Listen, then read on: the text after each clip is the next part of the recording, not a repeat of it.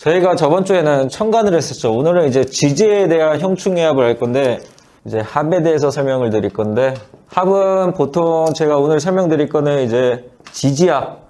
이 지지합 자체를 원래 이제 지합 또는 이제 육합이라고 하는데, 오늘은 그냥 육합이라는 그냥 명칭 하나로 고정돼서 그냥 설명을 드릴게요. 어차피 지지합이나 육합이나 좀 비슷하니까.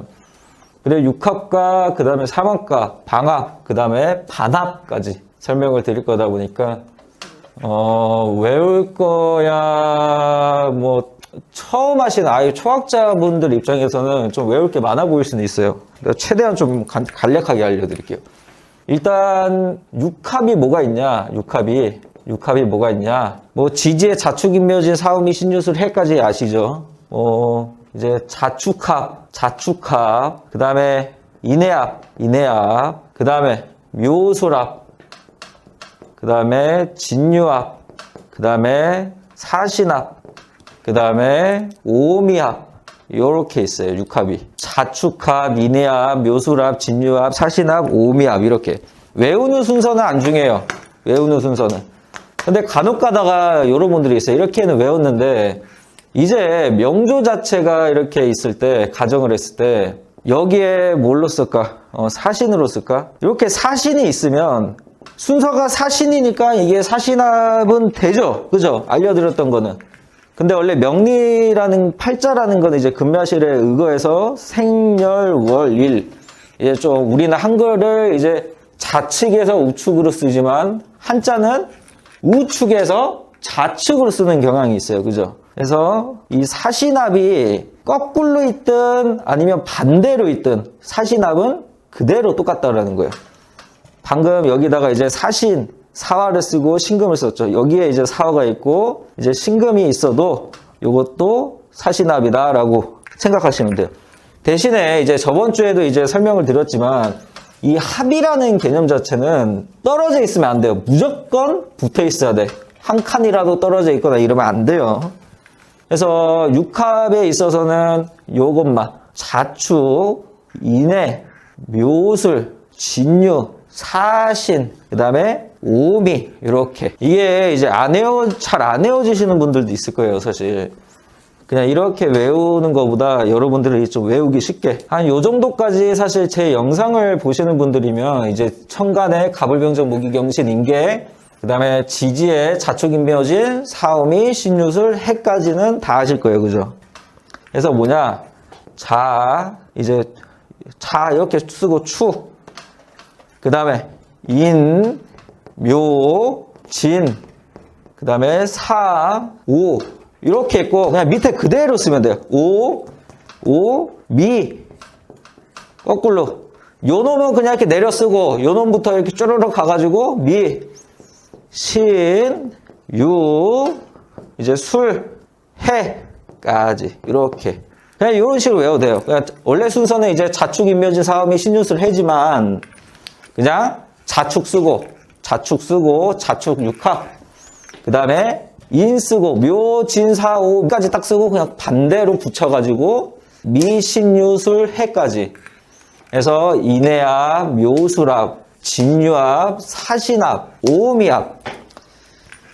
원래는 부르기로는 뭘로 불러야 되냐면 자축, 육합, 인해, 육합, 묘술, 육합 이런 식으로 사실 불러야 되는데 뭐 육합 이렇게 입에는 잘 안 붙잖아요. 그죠?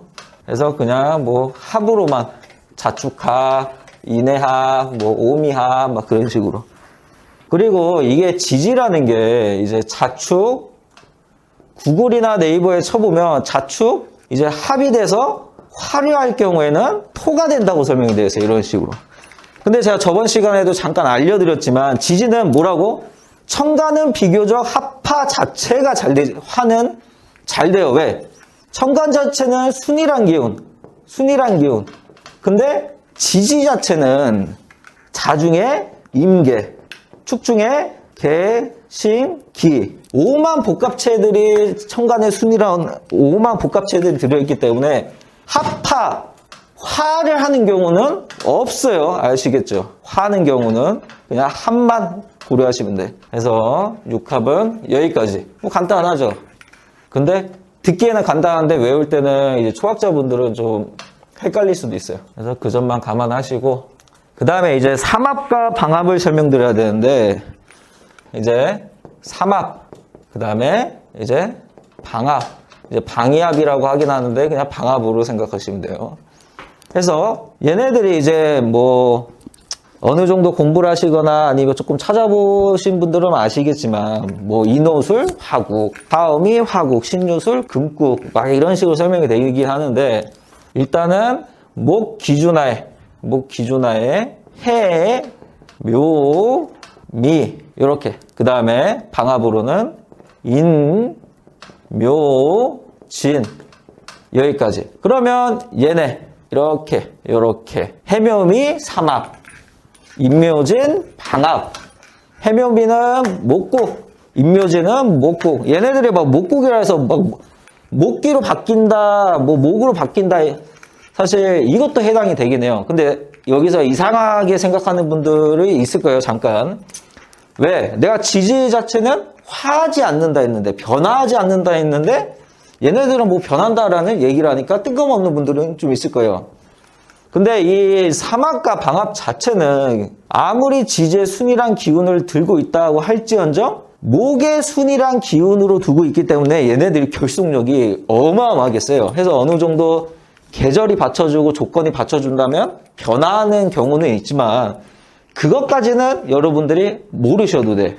전에도 얘기했지만 제가 유료 강의 학생들한테만 좀 풀이를 해주고 하는 편이다 보니까 제가 저번 시간에도 얘기했지만 합을 해서 화하는 경우는 제가 여러분들한테는 알려드릴 수 없다고 그랬어요. 영상 자체가 무료이기 때문에 이거는 좀 제가 유료 강의들하고 좀 학생들하고 상의 좀 하고 나서 이제 추후에 뭐 공개를 하든 뭐 댓글이 되든 저한테 개인적으로 물어보시든 하면 이제 뭐 얘기는 드린다는 것만 얘기해 드렸으니까. 그 다음에 목담에 뭐가 있어? 화 해서 인, 오, 술. 그 다음에 사, 오, 미 해서 인호술 화국인데 인호술 삼합. 사음이 화국인데 사음이 방합. 그 다음에 뭐 있어? 금, 사, 유, 축. 그 다음에 신, 유, 술. 해서 사유축, 삼합. 사유축 금국인데 사유축 삼합. 그 다음에 신유술 방합 금국인데. 그 다음에 또 마지막으로 남은 거 수. 토는 없어요. 토는 아쉽게도 그죠? 토는 없어요. 그냥 목화 금 수만 해가지고. 그래서 신, 자, 이제 진. 그 다음에 해, 자, 축. 신자진 삼합이지만 수곡. 해자축 방합이지만 수곡. 이런 식으로. 딱 여기까지만 외우면 돼요. 여기까지만.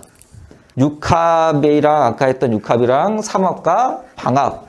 근데 여기서 이제 반합이라는 게 있어요. 이제 반합. 반합은 무엇이냐? 이제 삼합과 방합에 있어서 글자가 하나가 빠진 거를 보통 반합이라 그래요. 어차피 다 동일하니까 여기 위에 것만 놔두고. 근데 이 반합에 대해서는 이제 고서에서도 언급이 되기도 하지만 사실 뭐 고서 자체에서 이 반합은 언급은 되긴 하는데 좀 이해를 잘못하시는 분들이 좀 많아요. 어떤 식이냐면 아까 해, 묘, 미라 그랬죠. 그 다음에 인, 묘, 그 다음에 진 이렇게 있는데 이 글자 중에서 한 가지의 글자가 빠지면 반합이 되는 거예요.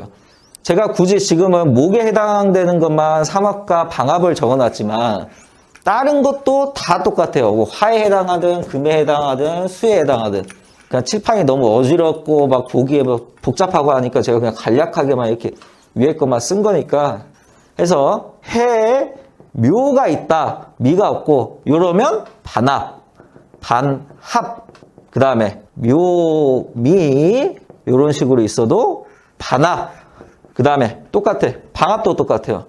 인묘가 있으면 반합. 그 다음에 묘, 진이 있으면 반합.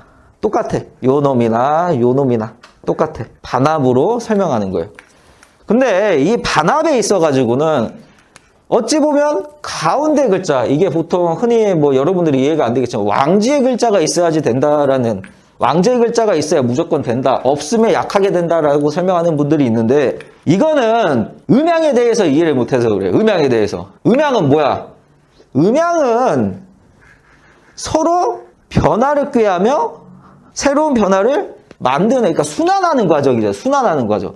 얘네 오행이라는 음양 자체들은 뭔가가 무너지더라도 한쪽에 쏠려도 음양이라는 존재는 서로 균형을 맞추려고 그래요. 또한 허자 이론, 허자에서 언급이 되는 공엽이라든지 이런 원리 자체도 그러고 하기 때문에 이 중간의 글자가 꼭 굳이 있어야 존재한다, 해당한다라는 거는 말이 안 되는 거예요. 음양에 대해서 이해를 못해서 그래. 하니 해, 미, 반합도 돼요. 해미 반합도. 중간에 왕지 글자가 없어도 똑같아. 방합도. 인, 지인, 반합도 되는 거예요. 똑같이. 왕지 글자가 있어야 된다, 뭐 한다라는 거는 음양 자체를 이해를 못해서 그래. 음양 자체를. 중간 글자, 왕의 글자가 강한 놈이 있어서 서로 땡겨와야, 땡겨 써야 이게 반합이 된다라고 하긴 하는데 말 같지 않는 소리예요, 그거. 정확하게 얘기하는데 반합이라는 거는 아무튼 이런 식으로 한 글자라도 그냥 가운데 글자가 굳이 없어도 한 글자라도 빠져 있을 경우에는 반합으로 생각하시면 돼요. 반합으로. 해묘미, 임묘진 똑같아. 다 똑같아요. 다. 사우미 방합, 신유술 방합, 해자축 방합, 인호술 삼합, 사유축 삼합, 신자진 삼합. 또 글자가 한 글자만 없어도 반합으로 생각하시면 돼요. 반합으로. 무조건 됩니다. 무조건. 안 될 수가 없어. 무조건 돼. 하니 왜 이렇게 외우시면 돼요? 내가 왜 이렇게 언성을 높이고 하냐? 왜 높였을까? 물론 답답한 것도 있어요. 하지만 충격요법. 그죠? 뭔가 사람이 언성이 큰 거를 듣고 뭔가 시끄러운 걸 들으면 기억에 오래 남아요. 그러니까 잊어먹지 말고 반합은 그냥 왕지의 글자, 가운데 글자가 없어도 해당한다 정도만 빠릇빠릇하게 외우시면 돼요. 아시겠죠? 그냥 여러분들은 차근차근 따라오면 돼요. 그래서 나는 애초에 초학자분들을 그냥 가리키는 게 편해. 어설프게 막 이거 알고 저거 알고 막 짬뽕 돼가지고 막 이렇게 어쩌네 저쩌네 하는 분들보다 나는 제가 이제 공개 추론회나 이런 거 할 때도 이제 하는데 이제 다른 데 가가지고 이제 이상한 거 배우고 와가지고 나한테 물어보면 내가 어떻게 대답을 해줄 수는 없잖아. 그러니까 너무 피곤해. 내가 해줄 수 있는 거는 뭐 이상한 말에 나도 막 생전 듣지도 못했던 명리의 세월에 듣지도 못했던 어디 가서 막 이상한 거 듣고 오고 막 이론 자체를 이상한 거를 들고 오면 내가 뭐 답을 줄 수가 없잖아요. 뭐 이상한 거를 막 질문하는데. 예를 들자면 수학 선생님한테 뭐 1 더하기 1은 2잖아요. 그죠? 우리가 알기에는 1 더하기 1은 2잖아. 근데 어설프게 배워가지고 나한테 질문하고 내가 듣기에는 뭐냐면 선생님 1 더하기 1은 왜 3입니까? 이런 식으로 보니까 이거 내가 어떻게 대답을 해줘? 그러잖아요. 하니 내가 어떤 식으로 하냐? 팔자 올려봐요. 생명원리 불러봐. 해서 적어가지고 딱 얘기해줘. 그냥 팔자 보이는 대로. 야, 씨발 새끼 이혼했네 이거. 그런 식으로. 그냥 갖다 찍어줘요. 그냥. 왜? 명리는 이론을 떠나가지고 갖다 때려 맞추면 장땡이란 말이야. 그냥. 하니 잘 맞춰야 돼요. 아무리 이론이 어쩌네 저쩌네 하더라도 잘 맞으면 돼. 하니 나는 현장 위주. 저도 물론 이제 처음부터 잘 받겠냐고. 나도 이제 별의별 상황과 입장을 겪으면서 상담에 나가가지고 아줌마들한테 뺨도 맞아보고 막 고소도 당해보고 욕도 처먹고 그러면서 얻은 지식들이란 말이야. 근데 맨날 뭐 방구석에서 장사도 안 된 팔이 날리면서 이런 애들이 실력도 없는 애들이 그렇게 아니다 뭐다 하면 내가 그걸 어떻게 설명해줘야지 모르겠어. 그냥 내 공개 추론에 앞에 와가지고 나한테 따지면 내가 그냥 생년월일 물어봐서 봐주겠지. 그냥 다른 사람도 많은 데서 그냥 개쪽 줘버리고 그러면 간단한데 어떻게 해야 될지 모르겠어. 아무튼 그래서 오늘은 아무튼 6합 그 다음에 3합 그 다음에 이제 뭐 방합 그 다음에 반합을 했어요. 알겠죠? 요거는 외우셔야 돼요. 이게 어지간하면 이제 6합 같은 거나 3합이나 방합이나 반합은 네이버나 구글이나 치면 다 나와요. 다. 하지만 6합은 화하지 않는다. 절대. 자축합토 막 그런 거 안 돼요. 그냥 자축합이면 합이지. 화해서 막 토가 되거나 하진 않아. 그 다음에 3합도 방합도 기본적인 거고 무조건 막 얘네들이 막 3합으로 묶이고 방합으로 묶인다고 오행이 무조건 변하진 않아요. 계절에 따라서 상황에 따라서. 또한 반합도 중간 글자가 없어도 반합이 됩니다. 6합, 3합, 방합, 반합은 인터넷 치면 다 나와요. 하지만 나오면 뭐해?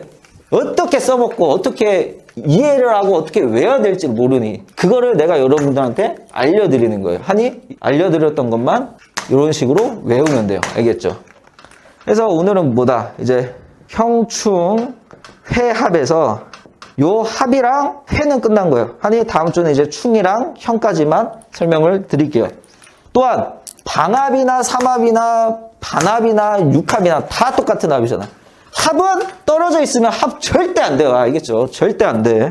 절대로 때려 죽여도 안 돼요. 무조건 붙어 있어야 돼. 하고 이제 간혹 가다가 그러신 분들이 있어요. 뭐 예를 들어서 임묘진 방합이라고 가정했을 때 임묘진 방합은 붙어 있긴 하는데 순서가 임묘진이 아니라 진인묘다 막 좀 이상하게 돼 있다라고 해서 이거는 방합이 안 된다라고 하는데 순서 상관없어요. 그냥 서로 붙어 있고 순서든 나발이든 상관없이 그냥 묶여 있다고 방합으로 해석을 하시면 됩니다.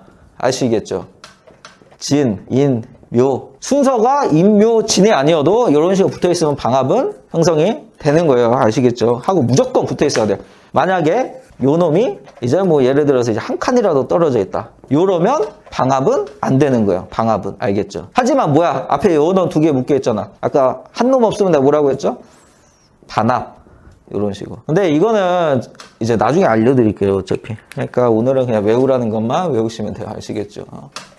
저는 여러분들한테 최대한 간략하게 알려주면서 빨리 명조를 이렇게 좀 푸는 거를 좀 빨리빨리 좀 보여드리고 싶은 거야. 그래야 이제 사실 여러분들은 이 사주 보는 사람이든 뭐든 간에 사실 공부를 외우는 거를 막 많이 안 하고 싶어요. 사실. 얼른 배워가지고 빨리빨리 써먹어야 되니까. 근데 이게 제가 영상이 일주일에 뭐 15분에서 30분짜리가 올라가긴 하지만 뭐 1년짜리가 될 수는 있겠지만 어느 정도 이제 명조풀이하고 들어가는 걸로만 봐서는 시간이 얼마야? 아마 20시간도 안 될 거예요. 그 정도만 여러분들이 습득을 하시고 아마 보게끔 될 겁니다. 아무튼 알겠죠? 그래서 오늘은 여기까지. 다음 주에 봅시다.